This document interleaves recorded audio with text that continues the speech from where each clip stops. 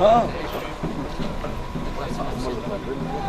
هو جايبين مفتاح الحمام السباحه يا حوش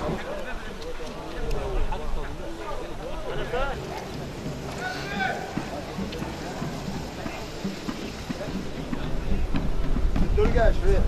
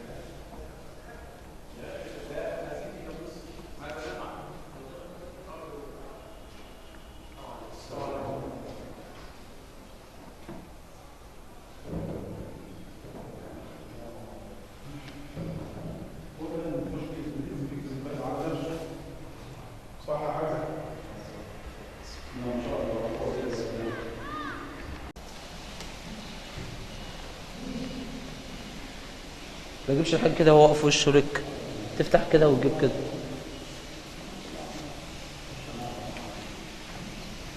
أهم هات لي الصوت، أنا حاسس إن أنا بردان.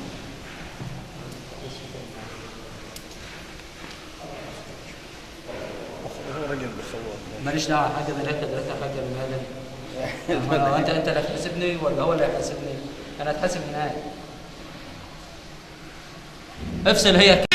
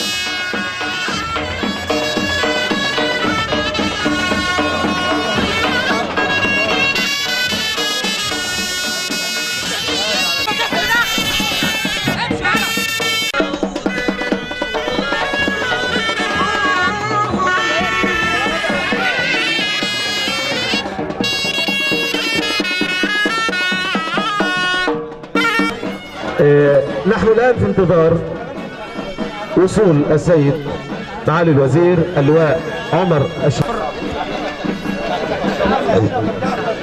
يعني ساعات كفايه بعد لك الكراسي بتاعت داخل عليكم قاعدك فخيت اتفضل في ناس معاهم كروت جايه هنا. الحاج محمود الشامي، والنهارده نقول انت مش بعيد عن الاجواء ديت وعصرتها كتير في الغربيه. النهارده دعمكم لنادي الشربين والطفره الجديده اللي في الانشاءات. سعيد الحقيقه بان انا اكون النهارده في زياره الحقيقه مع الاخ العزيز استاذ ممدوح جعفر وزملائه اعضاء مجلس اداره، في جو مهم جدا. الراجل بينهي مدته 8 سنوات والعبره بالخواتيم، والعمل العام ده الاخلاص فيه بيبان في الخواتيم. اذا راجل اخلص خلال 8 سنوات ينهي بهذا النهايه فرقه بتنافس على الصعود الدوري الممتاز بعد ما كانت في القسم الثالث.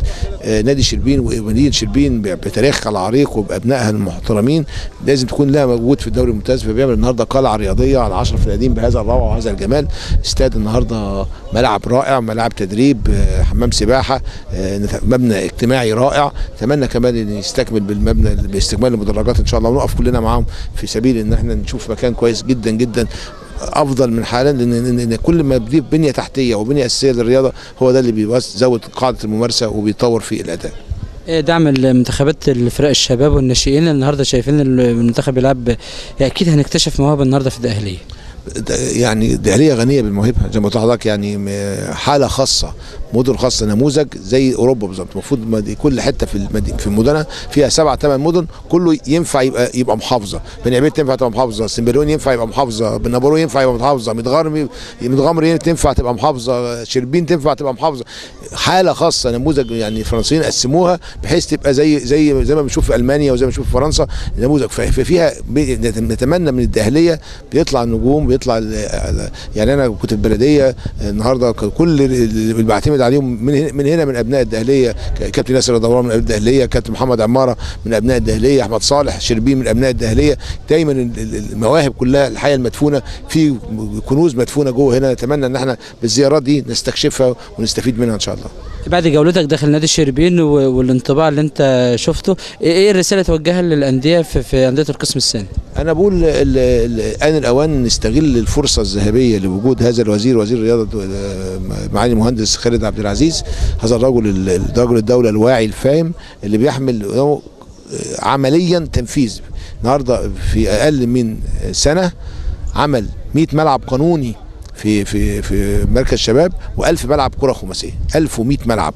انا بقول له النهارده ان الاوان ان احنا هذه الانديه تستفيد من هذا الوضع ونتحرك كلنا. اتحاد الكره دوره انه يكون حلقه الوصل ما بين هذه الانديه وما بين الوزاره في سبيل تركيز على البنيه التحتيه، هو ده اللي بيركز عليه دايما. هو يعني الناس دايما تروح تستعجل وتطلب ايه، دعم نشاط بس، لا، اطلب بنيه. هي انت، انا بقول لزملائي في مجلس الاداره، حضرتك بتقول رساله بقول لهم يا جماعه هي دي الذكرى.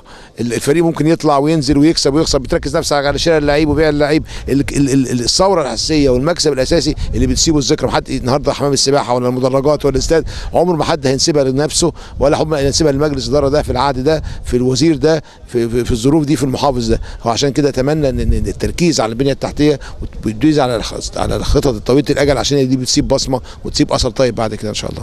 الاستاذ جمال علام رئيس الاتحاد المصري لكره القدم ومسانده غير عاديه لانديه الاقاليم داخل جمهوريه مصر العربيه.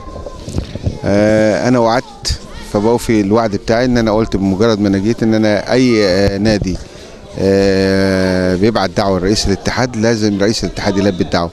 الحمد لله احنا تلقينا الدعوه ان احنا نكون موجودين في نادي شربين. عندهم تطور في النادي، نادي انا شايفه نادي ممتاز جدا، في عنده امكانيات كويسه، عنده حاجات ناقصه ممكن يتم تعديلها. برضو من ضمن الحاجات اللي هي عنده عقبات ان شاء الله باذن الله العقبات دي تتزال مع محافظ داخليه، لانه اساسا محتاج مثلا زي الصرف الصحي اللي موجود قدام النادي، لابد ان يبقى صرف مغطى. ان شاء الله باذن الله محافظ الداخليه يلبي النداء ده ويلاقي لهم حل ان شاء الله، والنادي هيبقى في منتهى الحلاوه يعني. النهارده معانا منتخب 95 والكابتن علاء ميهوب، اكيد يعني بنكتشف بقى المواهب داخل الاقاليم غير ما احنا بنبقى في القاهره او بنبقى في الاسكندريه. النهارده احنا داخل محافظه الدقهليه، واكيد هيبقى في ماتش واكيد هنشوف مواهب النهارده. احنا من اول ما بدانا مع المنتخبات طلبنا منهم ان لازم المنتخبات تخش الاقاليم وتدور على اللعيبه من الاقاليم، بخلاف اللعيبه الموجوده في القاهره الكبرى والجيزه. فالحمد لله ان هم المدربين مش محتاجين توصيات، هم بوحدهم لفوا مناطق كتيره جدا عندهم لعيبه، نتمنى ان لما يبقى في لاعب كويس ومميز في الفتره اللي جايه ان شاء الله باذن الله هيكون لي نصيب في المنتخب. عندنا احنا واثقين في الاجهزه اللي عندنا وواثقين في لعيبه مصر، في لعيبه موجودين في اقاليم كتيره جدا، لعيبه عندهم استعداد يمثلوا مصر تمثيل كويس. بعد جولتك اليوم داخل نادي الشربين، ايه الرساله اللي بتوجهها لمجالس ادارات انديه القسم الثاني خاصه؟ لا انا يعني انا اتمنى ان الاول من الدوله تهتم بالبنيه التحتيه للملاعب في الانديه. عندنا نادي نموذج كويس جدا، لابد ان هو نهتم بيه في الفترات اللي جايه، اللي محتاجه هو ايه، اللي محتاج تعديل وايه، لان ندور في كل محافظه لابد ان يكون فيها نموذج كويس جدا زي نادي شربين. احنا عايزين نماذج دي، عايزين الانديه دي، لان الفتره اللي جايه محتاجين فيها ملاعب، محتاجين فيها شباب يمارس كره القدم في انديه مؤهله كويسه جدا بالنموذج اللي انا شايفه.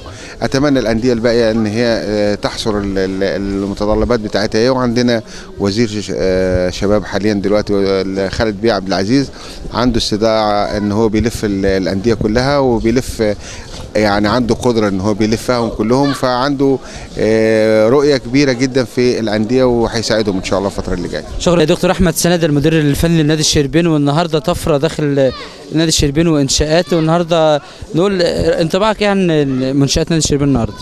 يعني الحقيقه جهد طبعا غير عادي من مجلس اداره نادي الشربين. الحقيقه مجهود 4 سنين يمكن 8 كمان، يعني انا اعرف نادي الشربين من سنين، واعرف في مجلس الاداره والكابتن ممدوح جعفر عمل جهد هو ومجلس الاداره غير عادي لغايه ما وصل للوضع اللي هو فيه ده. واعتقد ان الفتره اللي جايه هي فتره نادي شربين على مستوى انديه بحري كلهم، هيبقى لهم وضع خاص ولهم قيمه غير عاديه في انديه بحري كلها. سؤال لجمهور شربين، بالطفره اللي موجوده والانشاءات بيسالوا على موقع نادي الشربين في جدول المسابقه. الحمد لله بفضل ربنا سبحانه وتعالى، ثم بفضل مجهود اللاعيبه ومجهود الاداره وجماهير شربين. احنا النهارده بننافس على الصعود الحمد لله. احنا في منافسه شديده مع نادي طنطا ومع نادي سرسليان ومع نادي بلديه المحله، واعتقد ان الحمد لله بفضل الله احنا من الناس، يعني اتمنى ان احنا نكون ان شاء الله في التصفيات وربنا يوفقنا، وده كله هيبقى بفضل ربنا وبفضل جماهير شربين واداره شربين. من افضل الملاعب، مش هنقول في المجموعه الخامسه، في ال6 مجموعات كلهم ملعب نادي الشربين، اكيد مساعدك اجواء الملعب وارضيه الملعب مساعداك في التدريبات هنا في شربين. اكيد طبعا، احنا عندنا ملعب رئيسي وملعب فرعي، حتى لما بيحصل اي حاجه بيبقى الفرع موجود ان احنا نجهز دايما التيم، والتيم يبقى دايما في حاله بدنيه جاهزه. اعتقد ان هو بيساعدنا كمان في الاداء، يعني ادائنا الفني بيبقى على مستوى عالي جدا في ملعبنا، لان الارضيه نفسها بتساعد بعكس الملعب الثاني. والملعب مش في بحري، ده الملعب ده من احسن ملعب في مصر، واعتقد ان كمان باكتمال المنشآت في الفتره اللي جايه ده هيبقى حاجه ثانيه خالص. دكتور احمد سند، الكلمه بتوجهها لمجلس الاداره النهارده ايه؟ بقول لهم شكرا على المجهود اللي انتم بذلتوه لغايه ما نادي شربين وصل للوضع ده، واتمنى ان ربنا سبحانه وتعالى يوفقهم في الفتره اللي جايه في الانتخابات، وان هم يكملوا المسيره بتاعتهم في ان هم يصعدوا بنادي شربين الحبيبه، عشان يبقى تتويج لمجهودهم، وفي نفس الوقت تبقى هديه لجماهير نادي شربين العريقه اللي بتتابع الفرقه بكل قوه وبكل حماس.